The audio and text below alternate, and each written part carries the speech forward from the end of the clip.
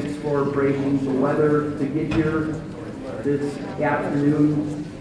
I'd like to start out with a few General MCLE announcements. So once again, for those of you who haven't heard me say this before, it's absolutely necessary that you put your ARDC number on the sign-in sheet, and if you could please write it as legibly as possible, because we have to report the ARDC numbers to the MCLE board from here on out. So please make sure that your ARDC number is on the sign-in sheet. The 2020 WICLA MCLE program, the dates for that have been set.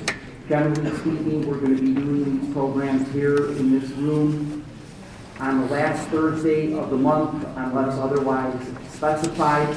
Once again, we're going to do a spring medical seminar, a summer medical seminar, and a fall medical seminar. All of those dates, if they're not on the WICLA website, will be on the website here very shortly. So please plan accordingly for 2020. Don't forget, last Thursday of the month here in this room, unless otherwise specified. So any questions about that? Any questions or concerns about MCLE credits or how you get the credits? We're averaging about 40 or 45 people who are watching these programs online from month to month. I know some of you are still having trouble with the certificates, and we're trying to work out whatever bugs there might be in that system, so just bear with us and we'll get that straightened out very soon. If you are having trouble getting a certificate, just email me and I'll email you back a certificate. But you must complete the program online, because that's when you get to put in your name and ARDC number. And of course, if I don't have your ARDC number, you're not going to be reported to the MCLE board in a good way to get the credit that you deserve for having watched the program. Okay? All right, so I think those are pretty much all of the announcements that need to be made. Ben, any young lawyer announcements or anything that need to be made? Okay. How did the bowling tournament go? Good. Who won? Costa voting. Okay, so the bowling tournament has already occurred, and there's a winner. A winner has been declared. So it's just like Game 7 of the World Series, I understand. All right. Anything else about the MCLE stuff? Okay, great. So today, what we're here to talk about is the Walker Brothers appellate court case, which deals with a parking lot slip and fall. And in order to get prepared for this program, I went back and looked at the excellent program that John Walker did for us a few months ago here in this room. And lo and behold, all of the cases that John cited in his program were ultimately talked about, or at least most of them were ultimately talked about by the appellate court in this particular case, Walker Brothers. So if you had attended that program, you were well prepared to read the Walker Brothers case, because those cases we had already discussed here in this room.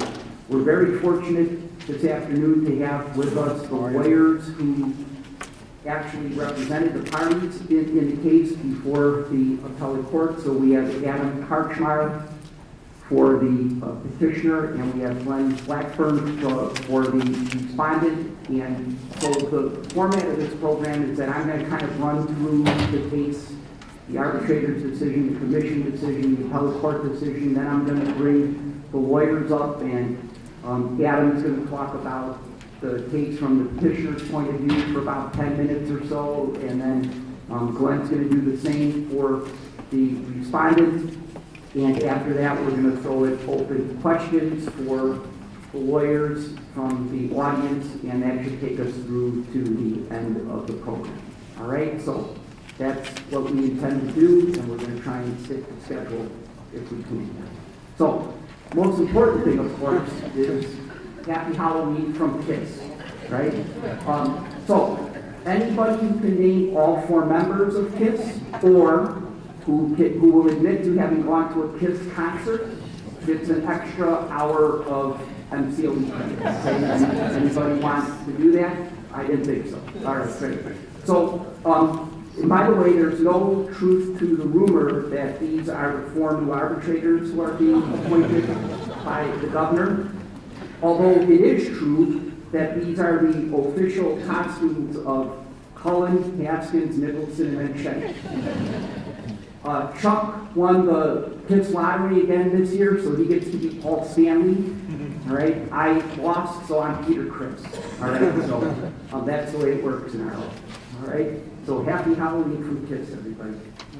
So we're here today to talk about the Clarette Ramsey case, and I want to start out by just outlining a few of the significant facts in the case. I'm sure the lawyers will talk about what they thought were the significant facts in the case.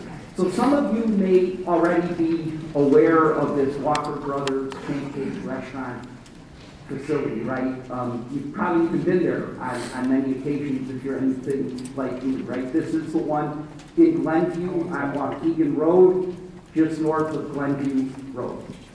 And what happened to Clarette Ramsey on this day was that he slipped and fell in a parking lot. But the parking lot where he fell on the ice and snow was not the parking lot that was attached to the Walker Brothers restaurant. It's a parking lot that's a few blocks south, I want to say, of the restaurant, and on the other side of the street. And for those of you who are familiar with Waukegan Road up there, Waukegan Road is like a 6-lane highway up there, and it means, you know, people are really booking on Waukegan Road at that point. So this parking lot where Mr. Ramsey fell is a little bit removed from where the restaurant is. And why was he parking in that parking lot at 6 o'clock in the morning to show up for his shift as a cook at this restaurant? It's because where he was allowed to park by his employer, right? The employer said you're allowed to park in that parking lot that's across the street on a few blocks down. In fact, and this may or may not have been disputed in the case, the employees are actually told, do not park in the customer parking lot because the customer parking lot has very few spaces in it. And if you go to Walker Brothers on a Sunday morning at about 10 o'clock in the morning, right, that parking lot is overflowing, right? So the idea here was employees who are going to show up to work at 6 o'clock in the morning have to park on a remote or a removed parking lot. They can't park in the customer's parking lot.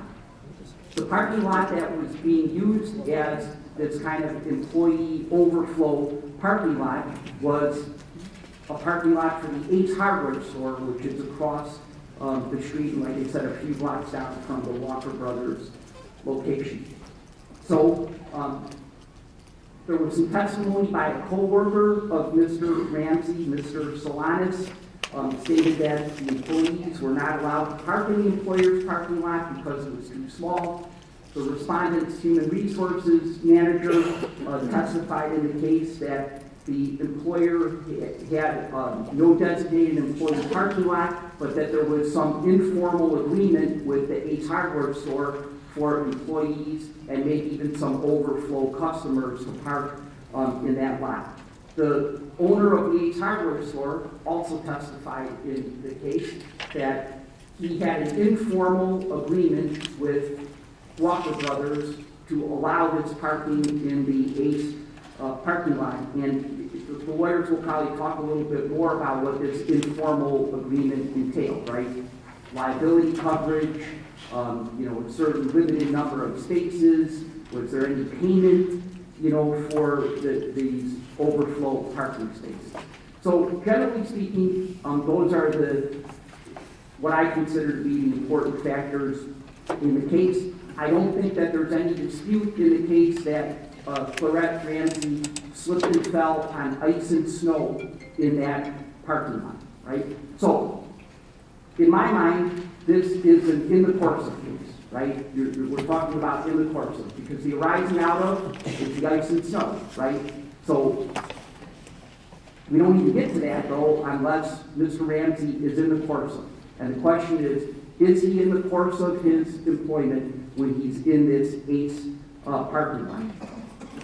So the arbitrator found that Mr. Ramsey did not sustain accidental injuries that arose out of and in the course of his employment. And the arbitrator specifically mentioned that Mr. Ramsey was not credible or believable. Although I'm not sure about what issues, and again, I'm sure the lawyers will talk about this, the arbitrator was specifically referring. I mean, was he referring to the fact that the petitioner was not credible about it being the ACE parking lot? I mean, everybody knew it was the ACE parking lot. Was he not credible about saying what, saying what the other witness said, that they were told, the employees were told that they had to park across the street because the customer parking lot was so small? I'm just not sure how the believability or credibility issues come into play, especially since when you get to the appellate court, what the appellate court is saying, and we're going to talk about that, is that the facts of this case are undisputed, right? The appellate court says the facts of the case are undisputed. So I'm not sure I understand what the arbitrator is referring to when he says Mr. Ramsey is not believable or credible if the facts are undisputed. In any event, the arbitrator says that the respondent had no control and did not exercise any control over the ACE parking lot.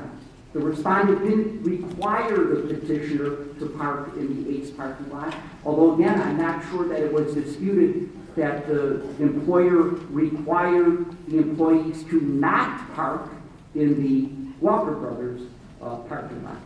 On the basis of those factors, the arbitrator denied the claim and said that Mr.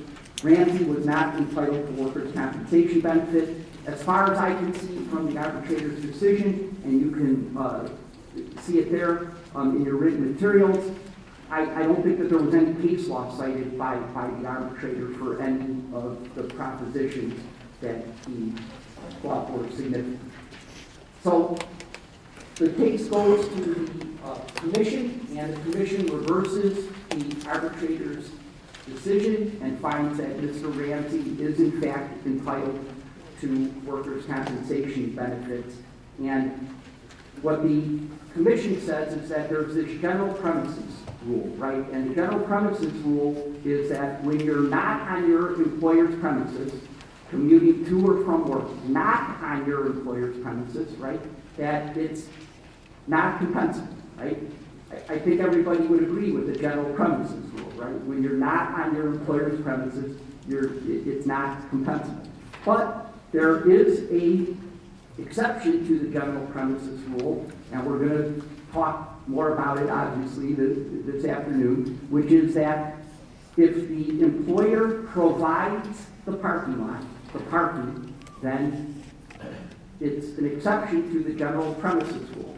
And that's significant because the commission cites the Hoyos case, which John talked about a lot when we were here a few months ago. And what the Supreme Court said in the Hoyos back in 1964 was that ownership of the lot is immaterial to the question of whether the employer provides the parking, right? Immaterial is the word that the Supreme Court uses and that the commission mimicked here. So the commission said it's undisputed that the respondent had some kind of agreement, whether formal or informal agreement with Ace Hardware to, quote unquote, provide the lot for its employees' use. Provide the lot for its employees' use. And for that reason, the commission says, exception to the general premises rule, providing parking for employees. For that reason, the fall on the ice in the Ace Hardware parking lot on the way to work for the respondent arose out of and in the course of the employment, right? So in the course of part is the employer provided parking lot, the arising out of part is the slip on ice and snow. The circuit court confirms the Commission's award of benefits, and the case ends up in the appellate court. So the first thing that the appellate court says is, as they always tell us, right, and they insist, in fact, that you even put that in your brief, right, what is the standard of review in this case? And so the appellate court decides that the standard of review in this particular case is the de novo standard, right, as compared or contrasted to the manifest weight of the evidence standard. And the reason why the appellate court says it's the de novo standard is that the facts in this case are undisputed and that they are subject to only one inference. Undisputed and susceptible to only a single inference. Well, the two commissioners who were in the majority to award Mr. Ramsey the benefits, right, would probably have disagreed with the appellate court that this was susceptible to only one inference, or susceptible only to the inference that the appellate court is going to draw in just a moment here, because they found a different inference than what the appellate court found. But in any event, the appellate court says this is the de novo standard, and if you're the winning party going up to the appellate court, and the appellate court says we're going to apply the de novo standard, as I'm sure happened to Adam, when you saw that in the decision, you say, uh-oh, right? Because if they're making a point to say that's the standard, it might be because they're going to do something like reverse, right? So it's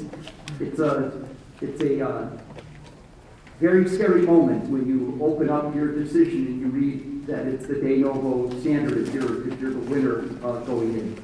So the appellate court addresses the general premises rule, which again is a pretty simple and simplistic rule, right? When you're on your way to and from work, when you're not on your employer's premises, you're not covered under workers' compensation. But again, they talk about the exception, right? This parking lot exception, when the employer, quote unquote, provides, and that's the word that's used throughout all of these cases, provides the parking lot, that's an exception to the general premises rule, and those kinds of cases can be compensable. The appellate court once again reiterates that language from De Hoyos that says that whether or not the employer owned the parking lot is immaterial. For if the employer provides the parking lot, then that's compensable, right? So ownership is not even material, really. It's certainly not the determining factor. It's this idea of, does the employer provide the parking? And of course, that's the question, how do you define provide, right? And so here's what the appellate court says about how you define provide parking.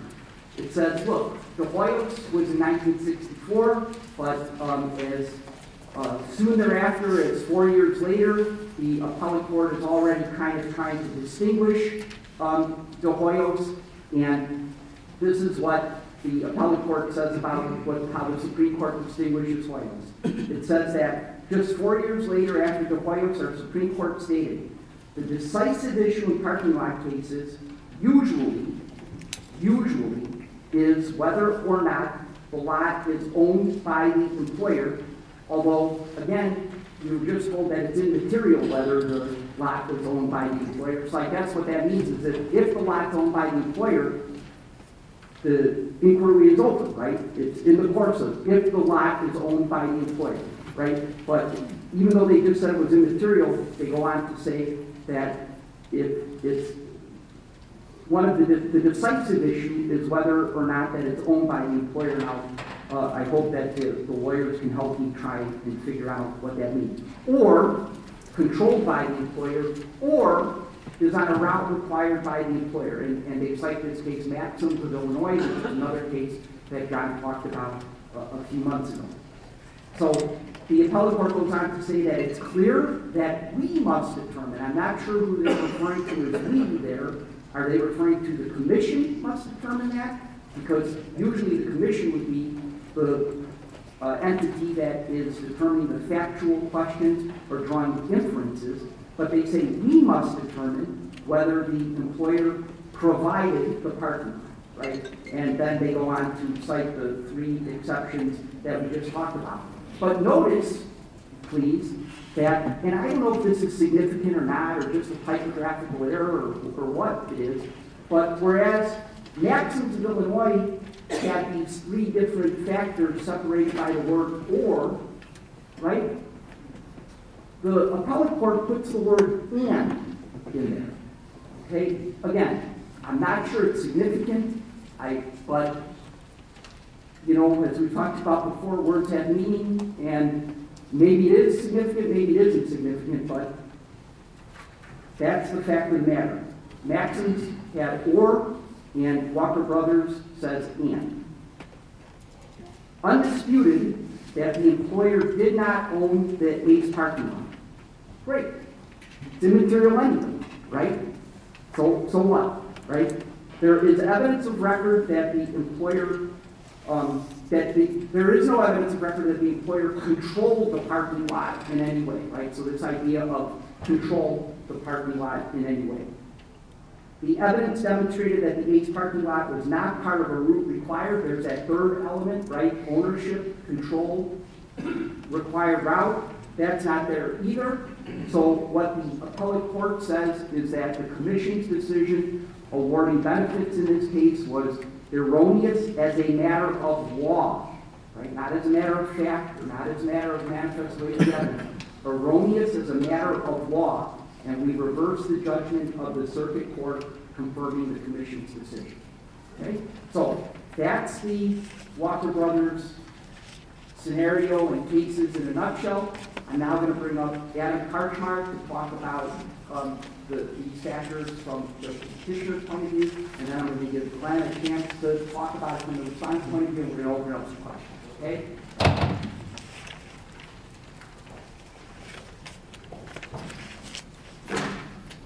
Thanks, Dave. There's a little side note. When I went over across the street to get the opinion, I didn't start at the beginning. I ripped it right open and went right to the back and saw that it was reversed, and then I started reading it. But in all honesty and fairness, Glenn and I both agreed that it was going to be de novo because it was a matter of law. The facts were undisputed. So I was looking at the appellate court based on my research to lend us some guidance because I saw that there were conflicting Supreme Court cases about this, and if you've read the decision, we don't have any guidance. In fact, we've probably taken a step back because these cases can be so specific and turn on such intricate facts. I think what really disappointed me about the appellate court's decision was they didn't look at some of the facts that I think were really important. They just glossed over this as some kind of informal agreement. What they didn't say and what they didn't put in their opinion was that this agreement had been between Walker Brothers and Ace Hardware for, I think, over 10 years. And it was a handshake agreement. Admittedly, Walker Brothers did nothing to control that property. They did nothing to maintain it. There was no lease. There was no economic exchange or consideration. What I tried to bring up in my oral arguments was by Walker Brothers providing this parking lot to its employees, they were expanding their labor pool. They were making it an incentive to bring people from further out and giving them the opportunity to drive and to park at work. Well, Walker Brothers' defense was, well, they can park on the public street. And my rebuttal was, yeah, all of us can park on a public street. That really doesn't count. Walker Brothers also said, well, yeah, there's also a car dealership down the road where they can park. Well, if they park there, as the testimony said at the hearing, they're going to get towed. So the only place where a person could park, where Walker Brothers gave them permission to park safely, was this Ace Hardware parking lot, and 13 designated spots on the south side of the parking lot. I had an interaction with Justice Hoffman on that. He didn't think that rose to the level of providing. I respectfully disagreed. So we see what happens. Now, the two cases that seem to compete on this issue are the De Hoyos case, where they say that everything can be provided, or the Maxims case, where they go through this test of what that means.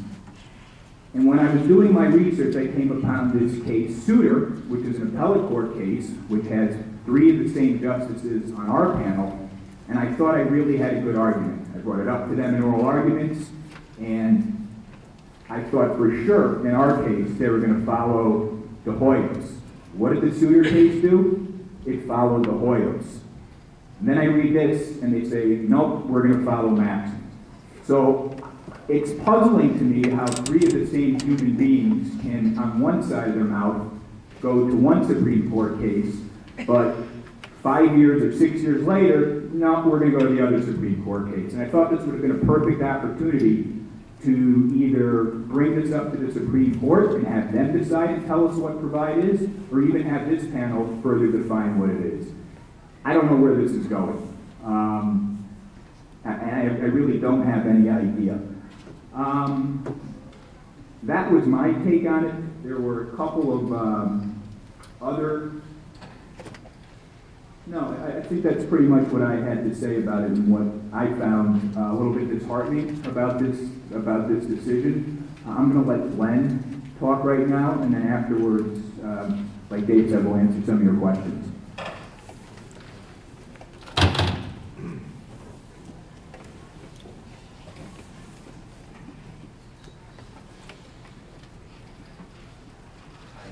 Glenn Blackman, not Black Burns. That's okay.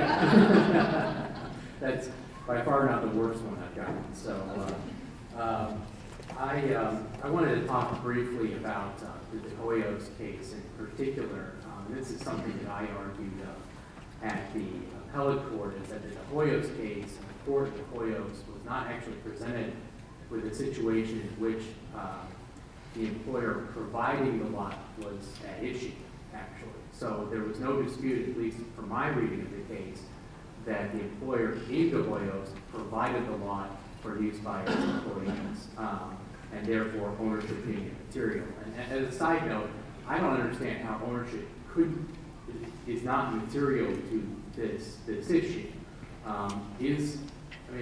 The point of the parking lot exemption is to compensate employees who's essentially to extend the employer's premises. So if, to me, ownership is a material factor in whether you're dealing with an injury that occurred on an employer's premises.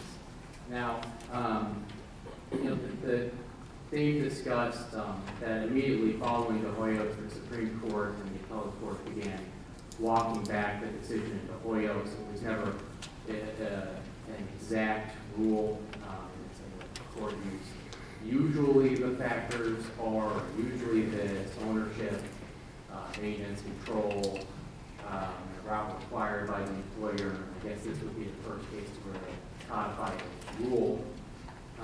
But the point that I had was, and especially in this case, how can you hold an employer liable for an injury that on a premises where they have absolutely no ability to control the conditions on that premises? Essentially, you have a parking lot at Ace Hardware that is, and it's not disputed, not owned, maintained, or controlled whatsoever by the Walker brothers. There's no compensation exchange for the use of the lot. There's no lease agreement, as counsel correctly noted. This is really just a handshake agreement. Ace Hardware is acquiescing to the Walker brothers employees parking. Essentially, we're not going to tow you park there. Ace Hardware was solely responsible for the maintenance of the lot. These parking places that were designated, there's no signage there. It's 13 spaces. These can be, any of these spaces can be used by any member of the general public, And in fact, during a large portion of the year, those 13 spaces are not even available to anyone because there's a Christmas tree display that's sitting there between November and December. So those spots are not available.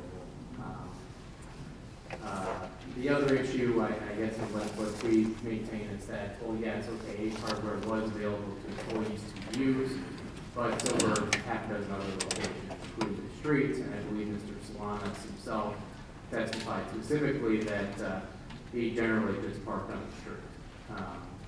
And I don't believe in reading the decision that, going back to my notes, that employees were ticketed for parking on the street. I don't think there was any time requirement. I'm not really sure. I have to look at the record.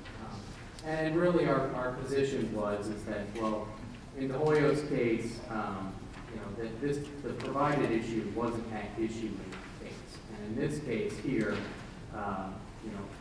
how can you hold Walker Brothers liable for the injury when they had absolutely no ability to influence or control the conditions present on that lot? It's just not their premises. So, when looking at the facts, I think the court came to the correct decision here. But I do agree with some of the comments made by Dave that looking at the way that they structured the rule in the decision, it's a little bit unclear whether they're talking about factors or an explicit rule, because they say considering these, considering these factors, but then they use the term and I agree that words are important. That should be a significance in future cases. So those are my comments.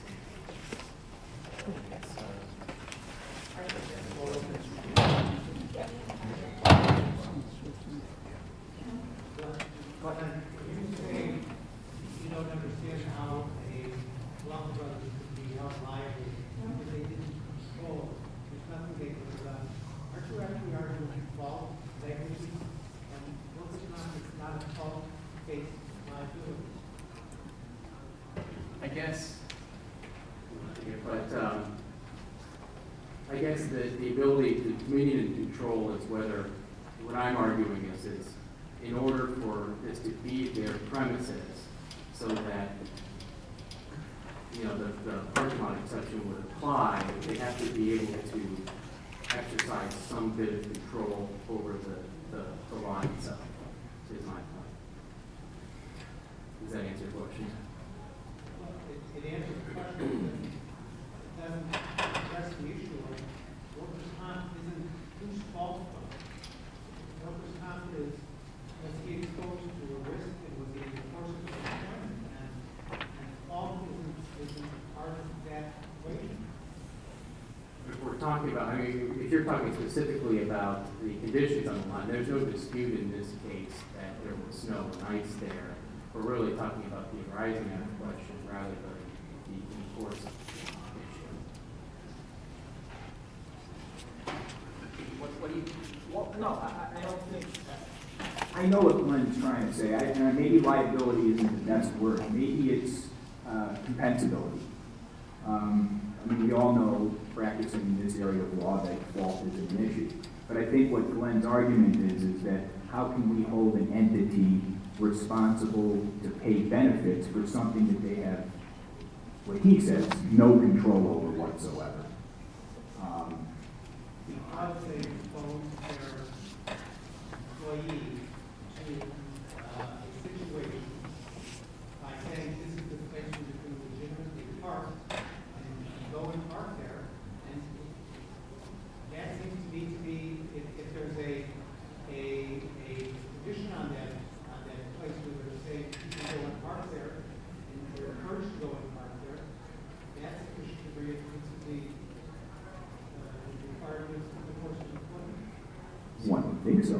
But so. I mean, as John Walker pointed out to me before I came over here this morning, what comes first, right? Does the providing come first, and then the control, Or does the control come first and then the providing, right? Or is it in other providing words, control if in and of itself? so if you're providing, right, if you're providing, does that require there to be some control? Or does that by definition mean that there's some control if you're providing? Or do you have to, right? Because they could have said, you can go to Ace Hardware. They could have negotiated a deal with the car dealer. They could have negotiated a deal with Viking Ski Shop. They could have negotiated a deal with Trader Joe's. They chose to make a deal with Ace Hardware. Once they made the deal, that was the control. Same as if in their own place, they contracted to an outside firm to take care of the snow and ice.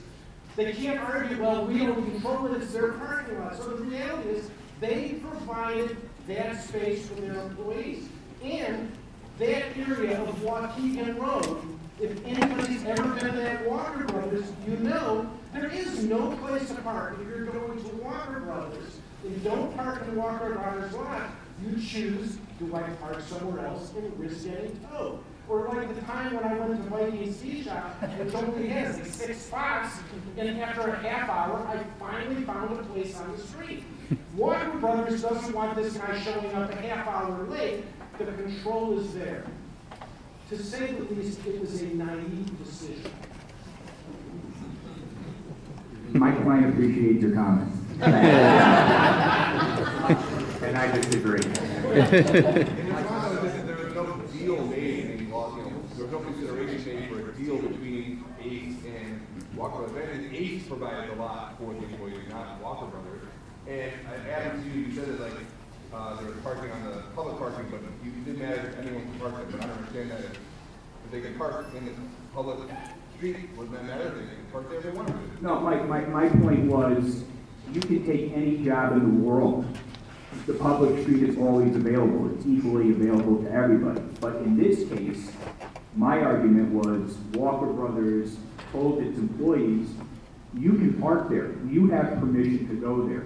And this whole idea about provide, I was a little sketchy on it too. I actually, in my brief, went to the dictionary. And I said, this is what provide means. And obviously, this appellate court panel said, no, you're wrong, Adam. This is what provide means. And they gave us this, flow chart of what it means. But, in terms of control, I wanted to go back to that comment.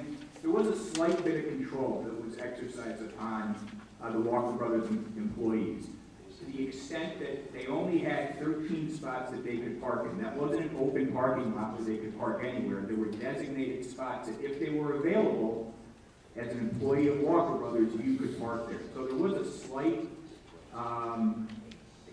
demonstration or exhibit of control over where they could park. Obviously, it wasn't And there. is that controlled by Ace, not by Walker Brothers? I don't, yeah, I guess Ace designated, but that was part of the agreement. I don't think that anybody can even really remember what the exact agreement was. So it was so long ago. Like we said, it's just a handshake agreement. Hey, your guys can park in the slot if they want to, and I don't know exactly what the 13 spot was right as she was established. Was there signage at Walker's Brothers about available overflow parking for the customers? Sure. I think there was signage, but I believe that there was. Did it include Ace? It may have included Ace, but I believe it was excluded. I think, if I remember correctly from the hearing, Mr. Ramsey testified there was, and the representative from Walker Brothers said there wasn't. So there was a question of fact as to whether or not a sign existed within Walker Brothers, not directing them, but encouraging them to use the Ace parking lot.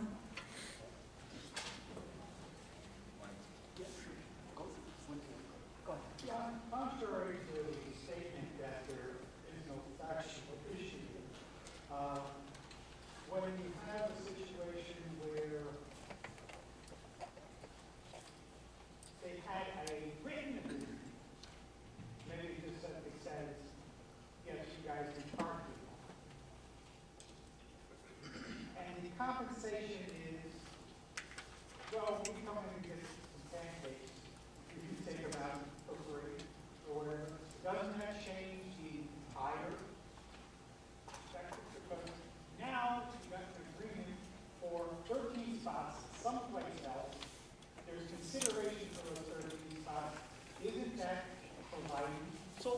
well, would you guys mind answering the question pursuant to the format that we've now been told, if it's not quite the rule of law, it's pretty close to the rule of law when they say erroneous as a matter of law, right?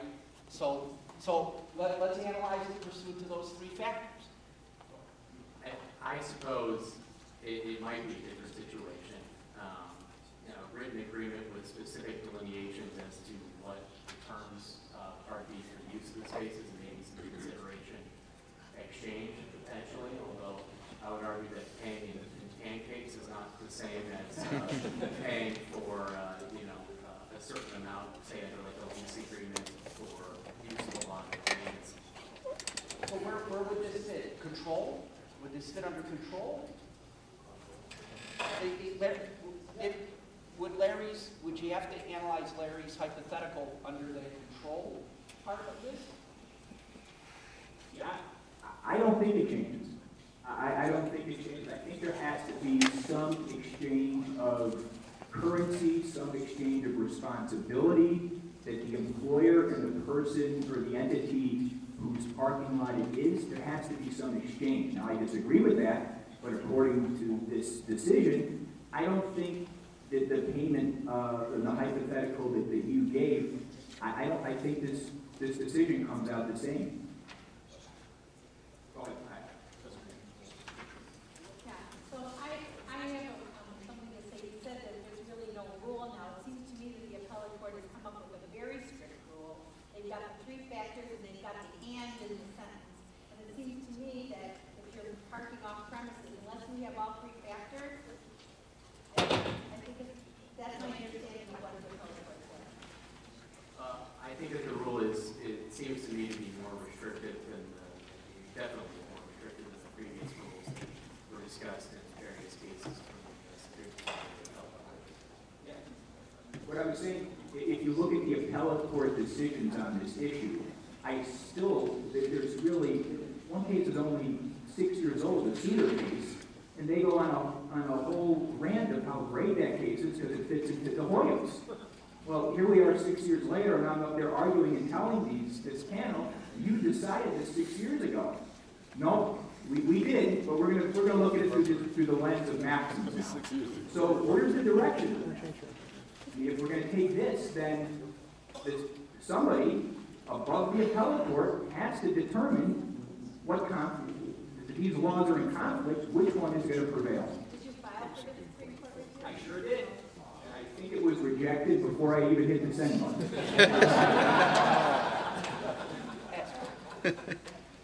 My thinking as far as the agreement, there's no need for it to be in writing. It's not a sale of land. It's not over a certain sum of money. And there is consideration.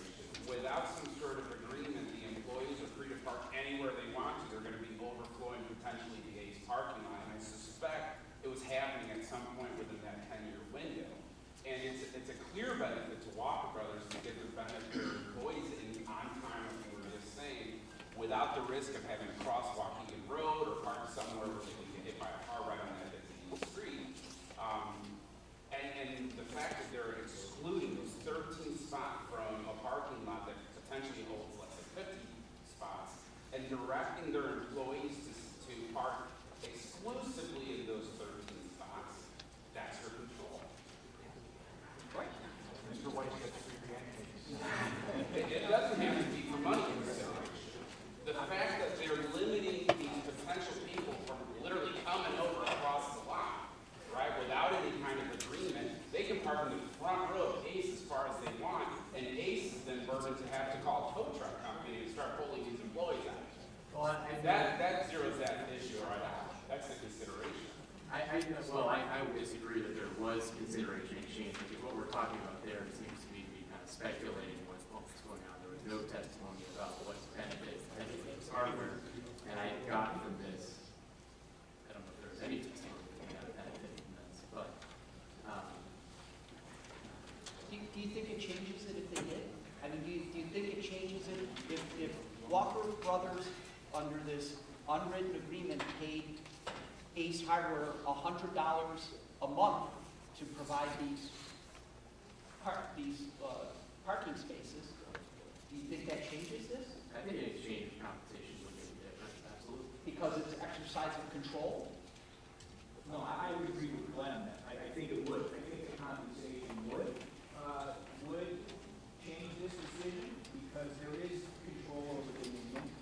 And, yeah, I do.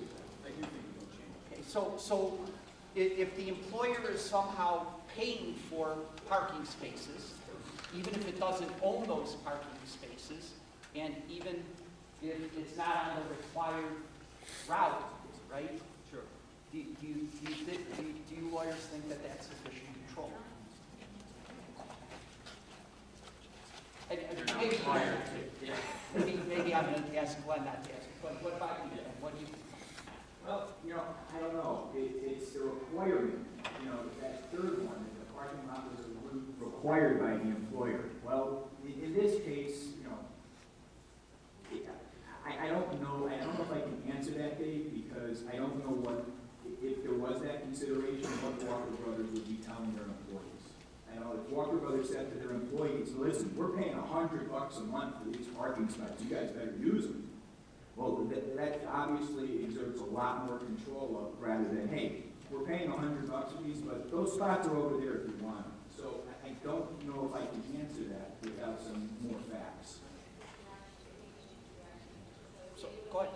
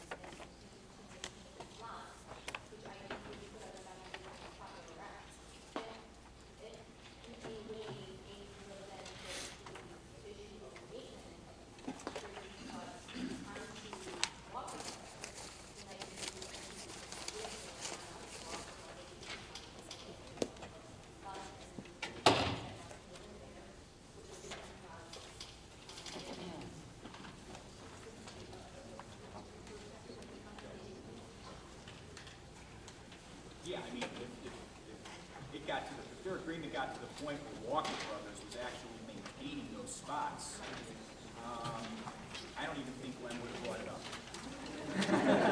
He probably just would have accepted the decision. And what testimony did the petitioner offer that he was required to park in the Ace parking lot? I don't think he ever said it was required, Mark. I think what he said was this was the only reasonable spot he could park, other than the public street like we discussed. There were other spots to park, but he ran the risk of being towed. So how was that even a reasonable option? Now, Adam, didn't Mr. Salinas also testify on behalf of the petitioner and said that he routinely parked on the street? Yeah. Wasn't that petitioner's witness? Yeah, but I don't. In my opinion, it doesn't really matter where everyone else parked. What matters to me, and my argument was, this is an option. This is an option that was provided by the employer. Therefore, if something happens on that property to the employee, then I think it's compensable. And tell me if this was undisputed or not, but I understand that it was undisputed that the Walker Brothers employees were told, do not park in the Walker Brothers lot. That's correct. That's right. Yeah. Right? So there's an argument, I think, to be made that that's the requirement, right? The requirement isn't park over there. The requirement is don't you dare park in our lot. And that's your employer telling you. And when I was going over, I had a big Venn diagram of all the places where Walker Brothers employees could park. And we took out the Walker Brothers parking lot. We took out, the public, because everybody can park there. You took out the place where they can be towed. Where else is there that was provided? It was the Ace Hardware parking lot, those 13 spots. All right. Dave? we with the Hoyos now? Have we overruled the Hoyos? Did they decide that provision is no longer the standard?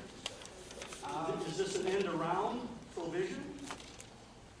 Tell me. I did bring it up in oral arguments that until the Supreme Court overrules the Hoyos, and I was on touchy ground here, I didn't want to overstep my boundaries, but Did this court somehow all of a sudden figure out, as Francis should have looked earlier, that the Hoyos is a pretty lousy, judicial legislation, and they're onto something different? Because it seems to me that that's what they, reading between the lines, that's what they've done. I mean, because they provided the parking by making the deal with Ace. The Hoyos talks about providing the lot. It's the first case it discusses providing, but it wasn't, I would go back to what I said earlier, it wasn't actually in dispute what provided, that the employer had provided the lot. We didn't establish really what they were looking at Provision is exactly dicta. for. So the concept of provision is dicta. It's not dicta, it's essentially the employer acknowledged they did provide, they just, hey, you provided, we just don't own the law. So, immediately following that, I think only 2 years later, is when you get the court's decision in Maxim, where they talk about usually this means ownership, dominion or control, and or requirement. Okay. So then this is just good old fashioned, back to the basics, black letter law, own, maintain, and control. So forget the Hoyos. I don't think we are forgetting the Hoyos stuff, because I mean, even the Supreme Court is talking about different factors for when you provide the law. So, and really, the appellate court is looking at the factors that they discussed in the Maxim case, and that's what they conclude the law should be. Now, there's usually a core, but right. I mean, I looked at it as there are factors that can be considered. I thought it had greater weight that this agreement was in place for whatever, 10, 15 years and it was customarily used. Yeah, I admit that Walker Brothers, they didn't do anything with that lot, but they provided it. So my point earlier that I was trying to say is there's really 2 Supreme Court cases that talk about parking lots, the Hoyos and Maxims, and this appellate court panel gets to choose which one they want to talk about or which one they want to cite to based on whatever the weather is outside. Why does the agreement with ACE even matter? The minute Walker Brothers excluded its employees from its own lot, the one thing we know is they must park elsewhere. And once they must park elsewhere, they can't use the lot that's convenient to you or I or anybody else here as customers. They controlled their employees and said, you've got to park elsewhere, including Salinas, who parks on the street. By the way, the street isn't Waukegan Avenue. There's no parking on Waukegan Avenue. There's only a handful of parking spots on the little side streets that walk onto Waukegan Road. So the minute they send their employees elsewhere, it doesn't matter whether it's ACE or not. They've controlled those employees and said, you can't You got it in the course of the property. You got it in the course of the property. you can increase their risk. No. If they park on the street, they're in the course of it. I understand what you're saying. So I guess the response would be, if they park on a public street, it's your position that they would be. Absolutely. My position is, as long as they don't take an unreasonable risk, like an employee says, I'm going to park 2 miles away because I want to get my steps in. I don't think you're arguing in that case. One last one. Adam, do you think the appellate court thought that open discussion?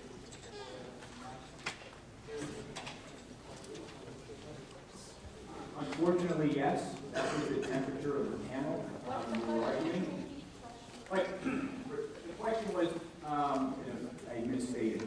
The question was, do I think, or do we think that the appellate court with this decision closed the floodgates and narrowed the Hoyos to the point where parking lot cases are going to start to fall under this law rather than the Supreme Court case of the Hoyos? And oh, for sure. Yes, if if you read the words, and is always more restrictive than or. So, yeah. Just as a final note, as an employer, under the current law on snow and ice, really, why would you ever provide a parking lot for your employees? And one of the things referenced by the appellate court was, won't this have a chilling effect on employers in this case? I guess the simple answer is to have employees, right? So, anyway, thank you guys for